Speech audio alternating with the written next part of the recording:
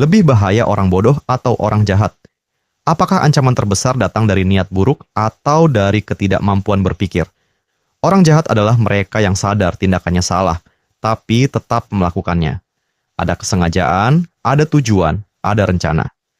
Orang bodoh adalah mereka yang tidak menyadari akibat tindakannya atau menolak untuk berpikir panjang. Tidak ada niat jahat, tetapi dampaknya bisa jauh lebih menghancurkan.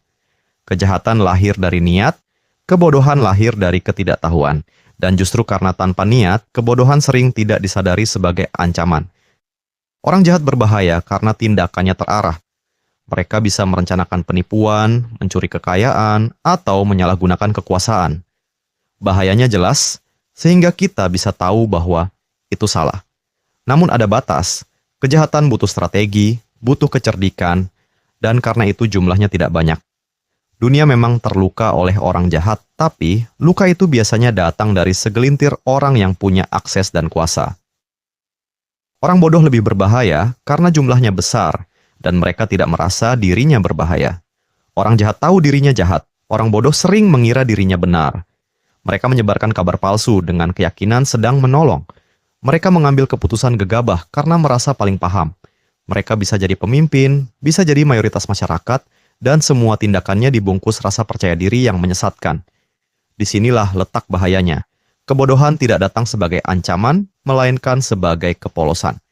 Dan kepolosan yang salah arah bisa menciptakan kerusakan yang lebih luas daripada kejahatan yang direncanakan. Kejahatan bersifat intensif, dampak besar, tapi pelakunya sedikit. Kebodohan bersifat ekstensif, dampaknya merembes kemana-mana, dengan jumlah pelaku yang nyaris tak terbatas. Kejahatan bisa dihentikan dengan hukum. Kebodohan sulit dihentikan, karena hukum tidak bisa menjangkau cara berpikir. Itulah sebabnya sejarah lebih banyak hancur oleh kebodohan massal daripada oleh kejahatan individu. Kekacauan sosial, peperangan, bahkan runtuhnya peradaban sering kali terjadi karena masa bodoh yang dipengaruhi segelintir orang. Bahaya sesungguhnya muncul ketika orang jahat dan orang bodoh saling membutuhkan. Orang jahat mencari keuntungan, orang bodoh menyediakan tenaga dan keyakinan. Satu orang jahat tidak bisa menguasai apa-apa tanpa dukungan orang bodoh. Tapi dengan dukungan itu, kejahatan kecil bisa tumbuh menjadi sistem yang menindas. Disinilah kombinasi paling mematikan. Kejahatan menjadi otak, kebodohan menjadi otot. Jadi siapa yang lebih berbahaya, orang jahat atau orang bodoh? Keduanya adalah ancaman, tetapi sifat ancamannya berbeda. Orang jahat bisa kita lawan dengan hukum, tapi kebodohan hanya bisa kita lawan dengan pengetahuan.